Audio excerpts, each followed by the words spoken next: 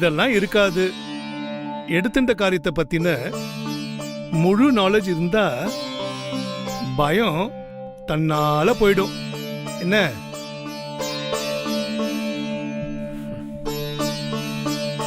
படிக்க படிக்க எல்லாம் தானா வரும்.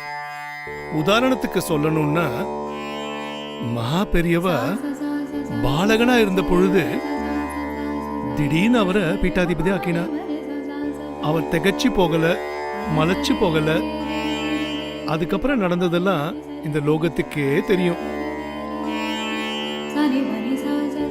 அந்த உயர்ந்த இடத்துல இருந்த அவர் ஜாதி மத வித்தியாசம் பார்க்காம இந்த லோகத்தில் இருக்கிற எல்லாரும் வசரணும்னு தர்ம பரிபாலனத்துக்காகவும் பாடுபட்டார் இல்லையா? நீங்க ஜாக மாறணும்னு சொல்லியிருந்தேன். வேற இடம்